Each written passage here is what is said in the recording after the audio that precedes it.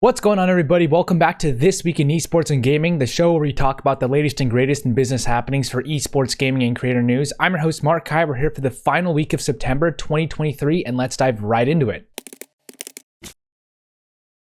For our first top 3 story, there are a couple game milestones that I want to celebrate: Counter-Strike 2, Wild Rift, and Candy Crush. Firstly, CS2 being released in itself is just a milestone. I'm personally quite biased towards CSGO, and as such, I'm very excited to see CS2 in action as well, both from a gameplay and from an esports perspective. Some big changes are the move from MR15, which means one half is 15 rounds, to MR12, which now means one half is 12 rounds, as well as the new leadership ranking system, grenade changes, updates to maps, and the tick rate overhaul, as well as better graphics. Now, each game on release is not necessarily perfect, and there's a good amount of bugs here, but it's still Counter-Strike, so I personally have to love it. Secondly, Wild Rift has hit the $1 billion mark across player spending with 111 million downloads. This data comes from data.ai, which suggests that this was reached with touch control optimization as well as quick matches. Wild Rift now joins Minecraft, Hearthstone, Pokemon Go, and a few others to reach that $1 billion mark for mobile games, and data.ai also suggests this is the 4th highest grossing action mobile game in mobile, which is quite impressive. Lastly, Candy Crush reached the $20 billion revenue milestone. Candy Crush Saga has exceeded this milestone in the wake of King's 20th anniversary, which is great for the company. King is an underrated, not really spoken about part of ABK, usually just referred to as Activision Blizzard, but King is also there doing immaculate work in mobile. With esports and other events popping up around Candy Crush, I'm sure the franchise will continue to be a cash cow for the company, so it's cool to see all these milestones. Hope you enjoyed. For our second top 3 story, something a little less positive: Epic Games, Sega, Activision Blizzard, and Roblox have all announced layoffs. For Epic Games, the layoff affected around 16% or around 830 people out of its workforce. They also spun off Bandcamp and Super Awesome at the same time. The company cited high operating expenses and low growth in Fortnite as primary drivers for the layoffs, and the audio platform Bandcamp will join Songtradr, and Super Awesome will become its own company. Tim Sweeney, the CEO of Epic Games, said that the employees affected can expect 6 months of salary, healthcare, and accelerated stock option vesting as severance, with the company still hiring for critical roles. It seems that the cuts also largely affected parts of the company, including Rocket League, Esports, and Mediatonic, with the blog mentioning 2/3 of layoffs were in teams outside of core development. For Sega, they revealed that the company would be making a loss in the fiscal year, largely due to underperformance in Europe, and with the multiplayer shooter Hyenas being canceled and the relevant teams at Creative Assembly being laid off. While no numbers were revealed, it's speculated that the numbers could be somewhere in the 3 figures, which would be a sizable cut for Creative Assembly. For Activision Blizzard, it was revealed around 10 employees working on the Hearthstone dev team were affected in the layoff without notice. Some of the folks, such as Hunter Kern, have been working for Blizzard for about 20 years, with others also getting laid off with no heads up, so that's pretty surprising here. And lastly, for Roblox, it seems that 30 folks from the talent acquisition team have been let go, with the company signing their commitment to get their cash compensation growth in line with their bookings growth by the end of Q1 2024. This essentially means that they're reducing their hiring targets to better align with their growth goals, as the company saw a net loss of $282 million in Q2 of 2023 compared to a net loss of $176 million in Q2 of 2022. My heart goes out to those affected. Please reach out if I can be of any help.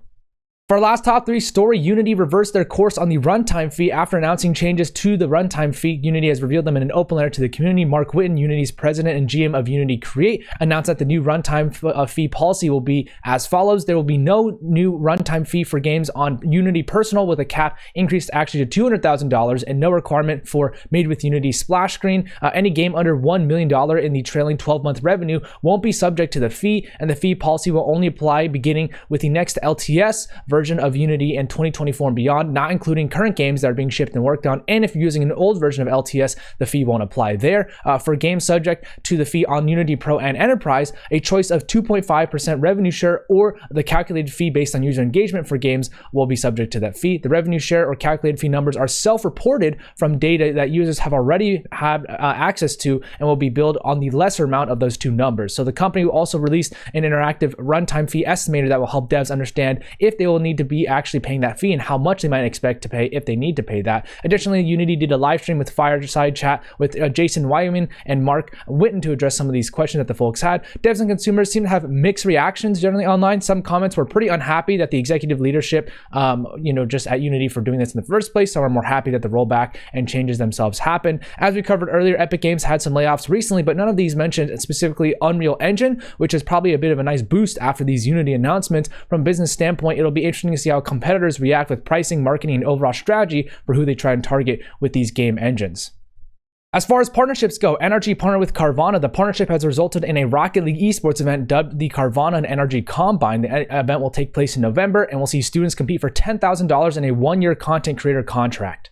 G2 Esports partners with Herman Miller. The extended partnership will see the new Herman Miller Gaming Embody chair feature custom G2 branding, which will also be available for purchase on the G2 Esports website. Evil Geniuses continued their partnership with Thunderpick. The partnership will now expand to include EG's Dota 2 team as the team gets ready for TI-12 this year. We'll expect to see content collaborations as well as fan activations with the team, though not much else has been revealed yet. As far as finance and M&A goes, Blast have raised 12.7 million euros. The funding came from the Export Investment Fund of Denmark alongside other investors, and according to the release, the funding will be used to support and grow Blast's plans to build leading esports ecosystems and take events to all corners of the world.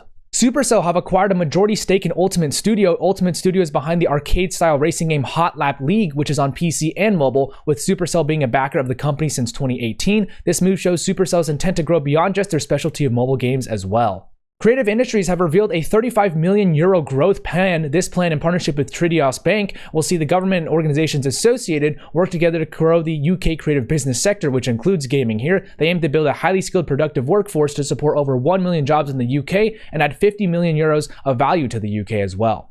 Wicked Saints Studio have raised $3.5 million. The round was led by Riot Games and Oregon Venture Fund with participation from Bronze, 1UP, Precursor, Authentic, and others. They will use this funding to bring their blended reality mobile game World Reborn to the market in 2025. 𝗠𝗿𝗶 have raised a $7.5 million seed round. The French mobile dev will use this to expand their reach into the US, and currently their game is a social casino app with no real betting, with an aim to promote healthy alternatives to sports betting. The round is led by Felix Capital with participation from 20VC, F4, and others.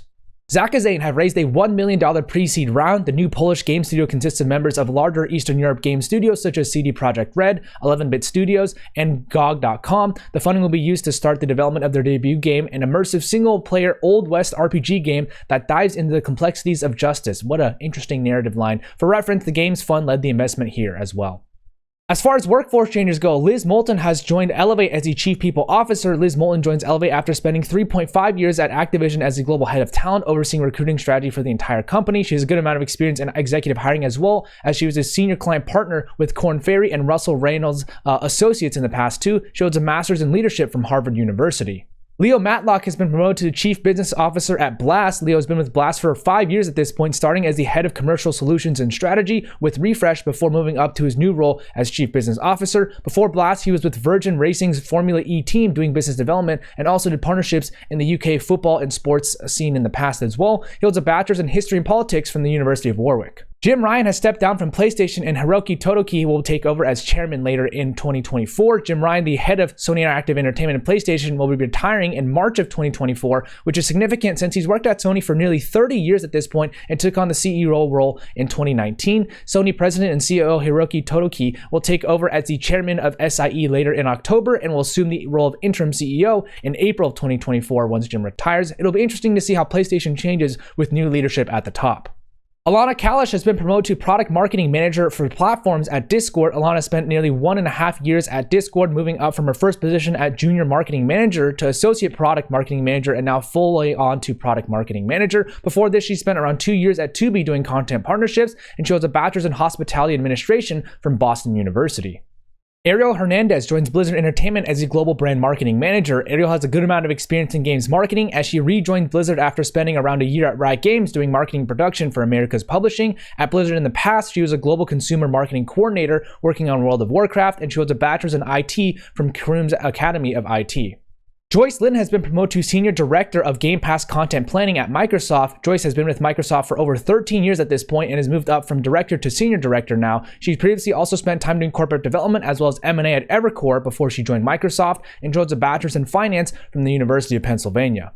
Andrew Perlmutter joins NBA 2K League as the new CEO. Andrew will report to a newly created board of directors that includes reps from the NBA, Take-Two Interactive, and 2K Games. Andrew's background comes from his time as Chief Strategy Officer at IT Renew, as well as EVP of Boston Globe Media Partners, so evidently he has a lot of experience in the media space. He holds a JD and an MBA from Harvard University.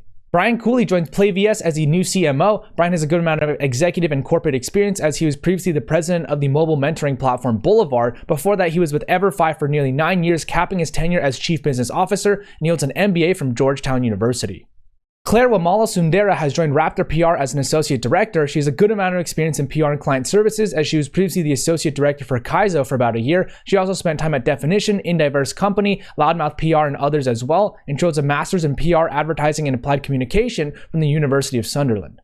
As far as new stuff goes, EA have revealed their $1 million esports prize pool for FC Pro. FC Pro will be the new esports program for EA Sports FC and will offer 1v1 competition across a global circuit and league partners. It will start later in October and will conclude with the first FC World Championship in June 2024, with the top 32 players competing to become the first FC World Pro Champion.